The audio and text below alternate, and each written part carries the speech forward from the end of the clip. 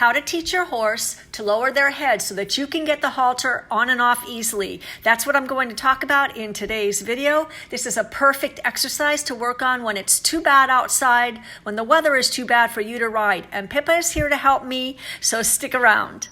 One of the things that is a really important thing to do with a horse, and it's one of my pet peeves, is haltering your horse, putting the halter on and off. And you want your horse to actually respond to pressure like this and put their head where you want them. As you saw, I just gently applied some pressure. When I apply pressure to the top of Pippa's head or to her halter, she should lower her head. That's what she's been trained to do.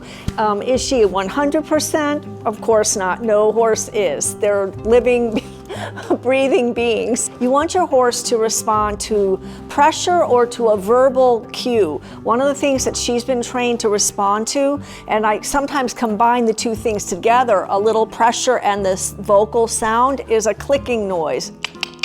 When she hears that, she knows that I'm asking her to do something. But putting a halter on and off is really important, and having your horse able to do it quickly can be very important sometimes. So you don't want to be having to be up here to, especially a bigger horse, to have to fight and struggle to get the halter on. So this is something that I have worked with Pippa, and I want to show you how she responds to pressure. So here we are, now she's kind of loose here in the cross ties, but as I didn't yank on her lead rope, I just put a little downward pressure on it.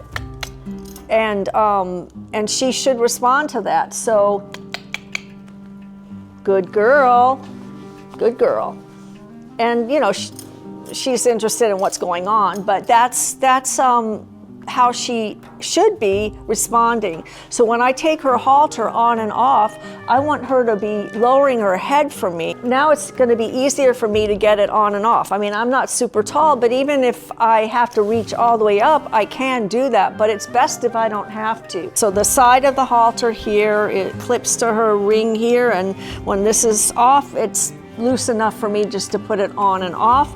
So when I take her halter off, I do have the lead rope around her neck because we're not attached to anything here. But this is what I want her to do. I want her to lower her head, so I put pressure here on her pole and have the halter where you need it to be, in the direction you need it to be.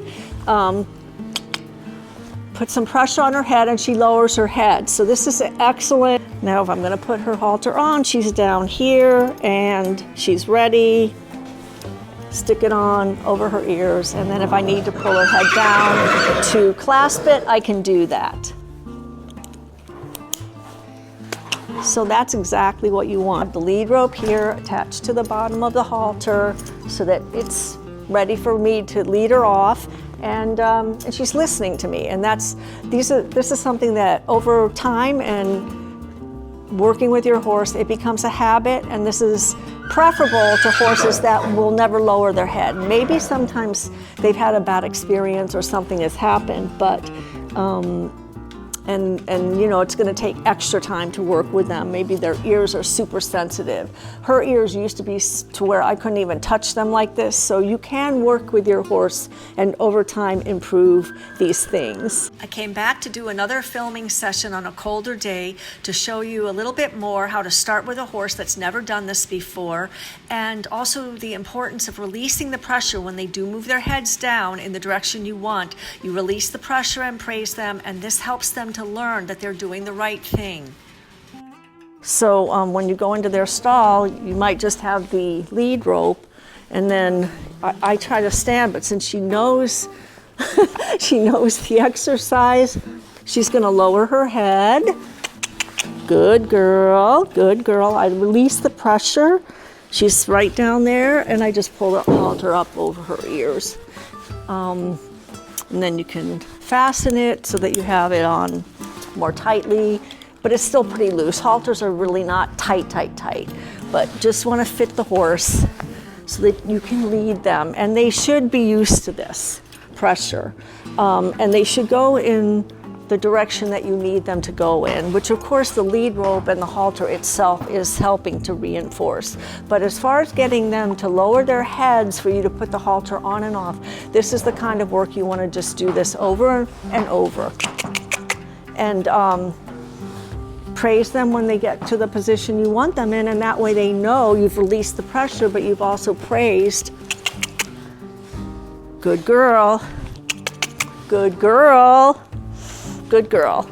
And she's nosy, but she's being really good. So this is the kind of work I've done with her for a long time, and when you get a horse that you don't know very well, you just have to start out like that, use the halter itself to start doing the training, and they'll get it really fast.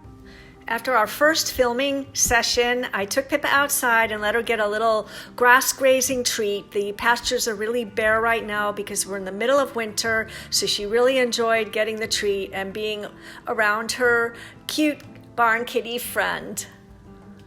Pippa is enjoying her grazing, her grass treat here, and one of the barn kitties is out with us because this barn kitty loves Pippa, and Pippa loves the barn kitty.